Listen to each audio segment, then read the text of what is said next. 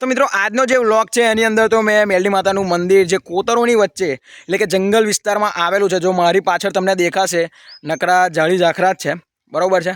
અને રસ્તો પણ હું તમને બતાવું કે મારે જો આ પાછો જવાનો જે રસ્તો છે એ પણ કેટલો અઘરો છે। તો આવી જગ્યાએ આ મેલડી માતાનું મંદિર આવેલું છે, તો એકવાર તમે અવશ્ય આ મંદિરની મુલાકાત લો।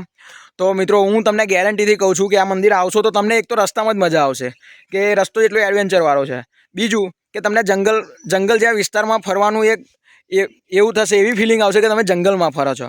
અને ત્રીજી એક વાત કે આવું ફૂલ નેચરની વચ્ચે એટલે કે શુદ્ધ ઓક્સિજન, પશુ પક્ષીઓનો અવાજ અને એકદમ પીસફુલ પ્લેસ, તો મિત્રો બહુ મજા આવી જશે। તો મારે તમને કહેવું એવું જ છે કે આ મંદિરની તમે એકવાર મુલાકાત લો, અને જો તમને મજા આવે તો આ કોમેન્ટ સેક્શનમાં પણ જણાવો જે લોકો પણ આ મંદિરની મુલાકાત લેવાના છે। હવે બીજું તો પાછું હું હવે રસ્તેથી મંદિર જઈ રહ્યો છું, તો મિત્રો જોઈ લો વિડીયો ઉતારવા માટે કેટલા ખતરનાક રસ્તા ઉપર જવું પડે।